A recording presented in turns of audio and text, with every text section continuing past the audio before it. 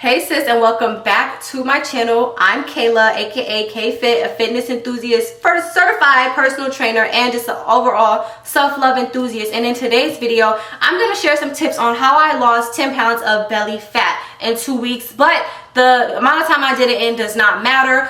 Disclaimer before I start this video, do not look at that and say, oh, I need to do this in 2 weeks. No, this is just an information video, me sharing my journey and what I did. This does not mean that you need to be on it and say, oh, if I don't lose this amount of weight in 2 weeks, then I'm not doing it. No. So don't take that out of this video. Just take this video as just guidance and just advice overall, okay? Just take everything I say with a grain of salt, you know? So the first thing that I had to do, and I say this a lot, but I really did, I had to really get my mindset right. I know you thought I was going to say nutrition or cardio or working out. No, that too, but I had to really get my mindset right. And what I mean by getting my mindset right was, once I stopped comparing myself to other people, once I stopped telling myself that I needed to be perfect, is when everything worked out in my favor, okay? I know you guys probably look at certain people that you see online and think that you have to look exactly like them or that you have body goals and stuff like that. I literally had to stop saying body goals or looking at other people like, I want this body. Because honestly, one day you're going to look at somebody and be like, I want that body. Then you're going to you can scroll 2 posts down, see somebody else and say, oh no, actually I want that body.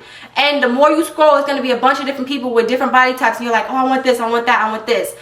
It's better to just be like, no, I'm going to look like the best version of myself. I want to look like the healthiest version of me. And that's even better because it's like, wow, like just think about how your body's going to look when you get to your goal mentally. You get what I'm trying to say? Not your goal based off of what somebody else looks like, but your goal based off just your health overall. Mental health, emotional health, that overall. Because a lot of times, fitness is not just physical, it's mental too. Like my whole mental changed when I got in shape. Like I was like less depressed, I was less sad, and I wasn't even super overweight before, but just the fact that I was moving my body, it just made me feel so much better. The fact that I could say like I'm actually healthy, the fact that my health was good, like that made me feel so much better. It helped with depression, all of that, and it had nothing to do with just chasing a physical outcome. It was once I started chasing, you know, the overall lifestyle part of it, that's when I felt better. So get that out of your mind where you have to look a certain way or that you have to look like somebody else. That's lame, okay? We're gonna focus on being the best versions of ourselves. Now, the next thing I focused on was I made sure that I was eating clean, but I was not starving myself or restricting myself to the max. So what I had to do was I made sure I was eating 3 clean meals a day, right? But I was also not going to look at stuff as I can't have that. Once I stopped and got out that mindset of, oh, I can't have that at all, it actually worked. Like if I look at a piece of cake, I told myself I could have that if I wanted to, but do I need it? Is that gonna help me along this journey? Instead of me looking at it like, oh, I can't eat that, I can't. I looked at it like, I can eat it if I want to, but is that really gonna help me right now? Like, do I really need that right now? Like, do I really want that right now? You get what I mean? And if I wanted it, I would eat it. But at the end of the day, like, I told myself that it's not something that I genuinely need to eat. But I did not do that when it came to eating meals, okay? So when it comes to meals and clean meals, like protein with a side of veggies and a side of a carb, you need to make sure you're eating your meals, okay? But when it comes to like cakes and sugars and stuff like that, I tried my best to stay away from it, but I wasn't being too restricted to the point where if I had one, I would beat myself up about it afterwards. I had to stop doing that. And I'm telling you, I used to do that at first, like, and I didn't realize that me doing that discouraged me from going along my journey. So if I would eat a piece of cake, it would discourage me from even going on, and I fell into relapse, and I was like, you know what, I ate 1 piece of cake, I'm just gonna stop working out altogether and just start eating bad again. So don't do that to yourself. If you eat a cake or if you eat a piece of chocolate, if you do eat sugar every once in a while, don't beat yourself up about that, because when you do that, you're gonna more than likely fall off because you're in your mind too much and thinking that you made a big mistake that you just can't come back from, when that's just not the case. Literally, it's 1 piece of cake you ate. It's not that deep. It's not that serious. It's 1 piece of candy. It's 1 piece of sugar. It's not going to hurt you that bad. Trust me when I say this. Think about how much you're working out. Think about how much you're eating healthy. Think about that. You could have 1 piece of cake on the side. But I am going to say we should do our best to try to stay away from processed foods or greasy foods, fried foods, and just sugar altogether overall for our health. But it's okay to have it in moderation, portions. 80-20 rule. 80% we're doing our big one. 20% we could slack a little and have a little snack here and there.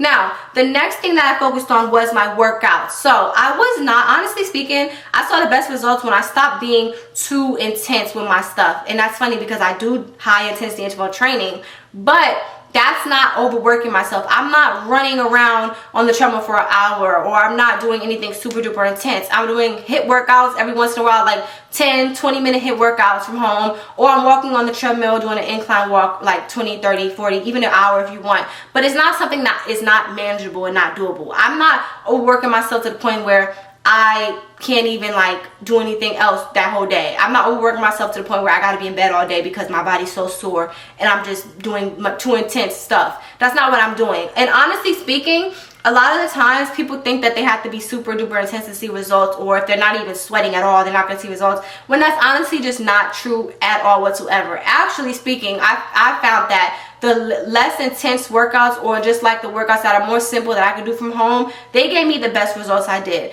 I focused on workouts that were actually enjoyable to me. So I switch it up. If I want to do HIIT, I do HIIT sometimes. If I want to dance, I dance sometimes. I walk on a treadmill. You'll catch me doing a bunch of different workouts. I just do whatever I feel that day, but I make sure I'm combining weight training with some form of cardio, okay? Now, I know a lot of people don't like doing cardio all the time. I do cardio at the end of each and every one of my workouts. You do not have to, but that's what I do, and that's what I found was the best combination. But I do always recommend doing cardio at least 2 to 3 times a week if you're not trying to do it every single day. Just make sure you're adding in cardio 2 to 3 times a week, just so you can get your heart rate up, and just overall, it helps you burn fat also along with weight training. People say that it doesn't, but cardio does help with that. Cardio is something I feel like that is needed into your routine. It doesn't have to be too much of it. It doesn't have to be something where you're doing hours on hours, but I always like to do 10, 15, or 20 minutes of cardio at the end of each of my workouts. Like I said, you could do 2 to 3 times a week as well if you would like, if you don't want to do it at the end of each workout. Whichever one just feels good for you, whichever one you like doing the most, that is up to you. Now, when it comes to weight training or resistance training, I'm not saying that you have to lift super duper heavy. That's not what I'm saying at all. I literally use a dumbbell that I have downstairs. It's literally 20 pounds. This week I've been using my 10-pound dumbbell for my lower half. Simple movements, and it still keeps my thighs toned. It still keeps my lower half toned, okay? I'm not a heavy lifter. That's just not my thing. But I'm not saying there's anything wrong with that. Heavy lifting has a lot of benefits to it, but that's just not something that I find enjoyable. And like I said, if I'm moving my body and working out, I'm gonna make it something that I enjoy doing, because this is something that I'm incorporating into my life. I'm not gonna do something that I don't like doing. I'm sorry, I'm just not. So even if you don't want to use a dumbbell, you could use your body weight. You could invest in resistance bands. But if you are one of those people that don't want to go to the gym like me, I stay work out from home, I always recommend at least investing in a 10-pound dumbbell, 10 and a 5-pound dumbbell at least, so you have something to use as a weight at your house.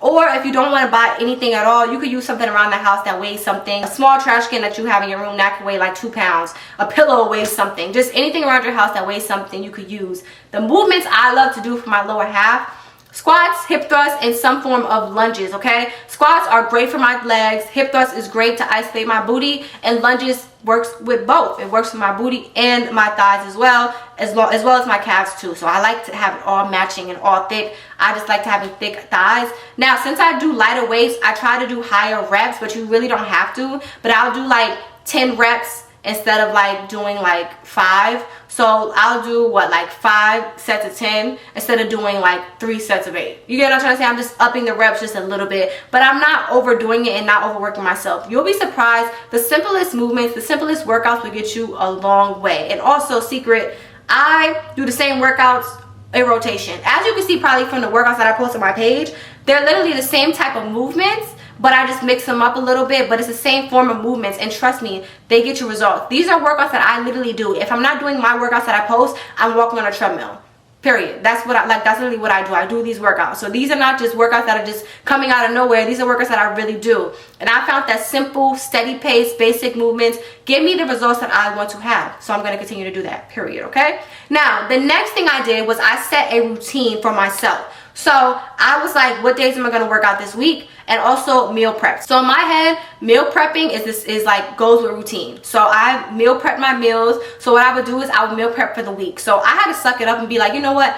I don't mind eating the same lunch and dinner for the week. I don't care. I didn't really meal prep my breakfast because I could just wake up and make my breakfast quick, and that was just that. But I meal prep my lunch and my dinner. And honestly, if you want to switch it up, if you have time to cook and stuff like that, you could maybe cook on spot, but I just had to meal prep to make sure that I had it on the go with me, because around that time I was working, so I literally was on it with my meal prepping. I was like, you're not gonna catch me eating it. I'm not about to eat these fast foods. I'm really on it. So I made sure that I took time out to like really have my meals set up in like a routine type of order. I had to have structure and order, and that's one thing that I feel like I had to not be lazy when it came to. I had to not be lazy when it came to my routine. Nothing is going to be easy, and that's one thing that I had to just push through and say, okay, like, I'm not overworking myself, but at the same time, I could have a routine. I could have a schedule. I didn't wake up super duper early in the morning to work out, but I wanted a schedule and have a set time to work out. So if I knew I was busy that day, if I knew I had work that day, I would say, okay, am I going to work out before work or after work? Which one fits in more without me having to overdo it and without me being too tired? And for me, that was after work, and some days before work, just depending on what time I had went in around then. That was back when I was in Savannah. I'll do a story time on that. But yeah, I just overall did a routine that worked for me, and I had to stop doing routines that other people did just because it worked for them. Everybody's lives are different. Like, I am not a super duper early in the morning type of person. I'm just not. I used to be, which is crazy, but as the older I get, the more I'm not. I come alive in the nighttime. Take that as you will. But anyway, that's so ghetto. But yeah, like, I even now, like, I work out in the afternoon, like 5 p.m., 6 p.m. That's when I like to work out now, and it's just different. Like, some days I want to work out in the morning, some days I do in the afternoon, but it's all just I schedule my days around what I feel like doing. So, but I like to have it scheduled out, and I like to have my workouts planned out, so in a moment I'm not wasting time thinking about what I'm going to do. I already have it in my mind to what I'm going to do. Now, the last thing I did was I put consistency above perfection. So I used to think that consistency meant working out every single day, eating healthy every single day, when that's just not true and that's not realistic. Consistency is just being what it is, consistent with it. Like, just making sure that it is a lifestyle and not just something where I have to do this every single day. I'm giving myself rest, and I'm being lenient with myself, but I'm also, you know, making sure I'm on top of it, making sure that it is a habit for me. It's a habit for me to work out. It's a habit for me to eat healthy. And every once in a while, I might slip up along this journey, but I'm not going to let that stop me, and I'm going to keep going with my consistent routine. Okay, so I'm going to be consistent on this journey, and I was consistent on this journey, and I feel like it got me the results I wanted to get. And I hope this video helped you guys just have that mindset of, okay, I'm going to start this, or just know that you could do it, and it doesn't have to be super duper over the top. It doesn't have to be something that's super duper hard to do. Okay, it's not that hard. It's kind of simple, you know, just like making healthier lifestyle, healthier decisions along the path, and you got this. Okay, so please do not forget to like, share, comment, and subscribe, and I will see you guys next time, hopefully. Bye.